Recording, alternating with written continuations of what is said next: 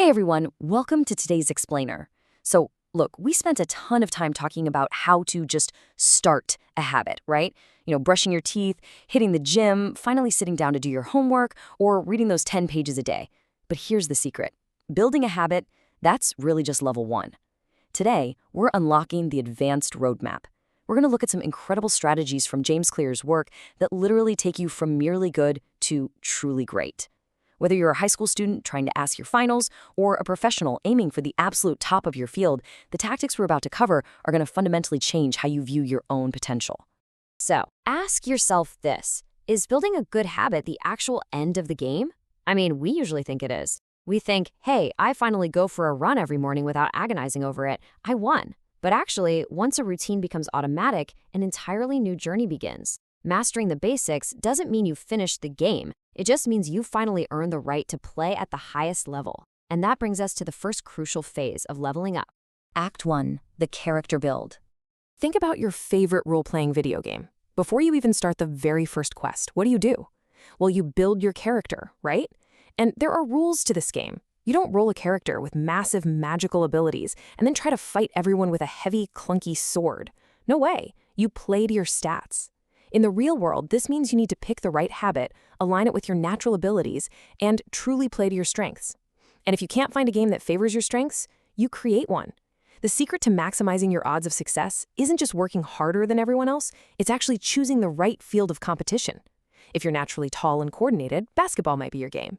If you have incredible patience and an eye for detail, coding or intricate design might be where you really shine. You've got to stack the deck in your favor before you even begin. It really all comes down to this. Pick the right habit and progress is easy. Pick the wrong habit and life is a struggle. Think about how much unnecessary pain we put ourselves through by trying to force ourselves into molds that just don't fit us. Finding the right path, the one that naturally clicks with how your own brain and body work, saves you so much frustration. It's not about avoiding hard work. It's about making sure your hard work actually pays off. The crucial point here is understanding exactly how our biology plays into this. Genes can't be easily changed. In favorable circumstances, they provide a powerful advantage, but in unfavorable circumstances, they create a serious disadvantage. But here's the thing. Your genetics, your natural inclinations, they aren't some cage that limits what you can do. Actually, scratch that. It's more like they're a map.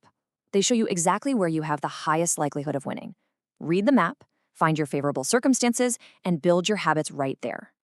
Moving right along to Act 2, the grind. Okay, so you've picked the perfect habit. It aligns with your natural stats, and for the first few weeks, it's incredibly exciting. But then, the initial excitement kind of fades away. You hit that mid-journey slump. How do you keep going when the novelty wears off? Enter the Goldilocks rule. This rule states that humans experience peak motivation when working on tasks that are right on the edge of their current abilities. Not too hard, not too easy, just right. Think about playing a game of tennis. If you play against a 4-year-old, it's way too easy. You get bored. If you play against Serena Williams, it's too hard and you just get discouraged. But if you play against someone exactly your skill level, where you win some and lose some, you are locked in. You're completely engaged. To stay motivated, you have to constantly adjust your habits so they hover right on that edge of your ability. Which leads us to a massive realization. The greatest threat to success is not failure, but boredom. Wow. Let that sink in for a second. As your habits become routine, they become less satisfying. They become predictable. We all naturally crave novelty, so when the habit becomes second nature, our brain just starts looking for the next shiny thing. Boredom is the real enemy of the grind, not a lack of ability. And this is exactly where the road splits between professionals and amateurs. Anyone, and I mean absolutely anyone, can work hard when they feel motivated. It's super easy to study when you're inspired or go to the gym when you're all fired up. But the ability to keep going when the work is boring, when it just isn't exciting anymore, that is what makes the difference. Professionals stick to the schedule. Amateurs let life get in the way. So, which one are you going to be when the boredom hits? But let's say you do it. You push through the boredom. You stick to the schedule like a total professional. What happens when you finally master a habit? You've survived the character build. You've survived the grind. What could possibly be left? That brings us to Act 3, the boss fight. This is where we face the surprising, entirely counterintuitive downside of creating good routines. Here is the dangerous truth. When actions become automatic, we stop improving. Making a habit automatic is the initial goal, of course. You want to tie your shoes without thinking or shoot a free throw without analyzing every single muscle movement. But the danger is that once we can do it automatically, we kind of just coast. We stop paying attention to the little details, we let small errors slide, we plateau. You're doing the habit, sure, but you aren't getting any better at it. So, how do we defeat this final boss? Well, with the formula for mastery. First, you establish an automatic habit. But then, and this is absolutely crucial, you must implement reflection and review.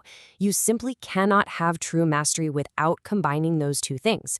You need the foundation of the automatic habit so you aren't wasting mental energy on the basics, but then you need deliberate, continuous reflection to catch your mistakes and intentionally push yourself past your current plateau. To do this, you need a mastery toolkit. Continue making small 1% improvements. Aggressively avoid complacency. Actively reflect on your progress, maybe through a daily journal or a weekly review session. And use visual measurements. Track your habits and actually look at the data. Are you getting better, or are you just repeating the exact same motion every single day? This is how you maintain that upward trajectory. We've covered a lot of ground today, right? From picking your stats like a video game character, to surviving the boredom of the grind, to fighting the final boss of complacency. So I really want to leave you with this. Are you just hoping for greatness? Are you actively designing your path to it? Use these advanced tactics. Don't just build a habit and go to sleep. Intentionally design your success, stay right on that edge of your abilities, and absolutely never stop reflecting. That's all for today's Explainer. I really hope you use these tools to build something incredible. See you next time.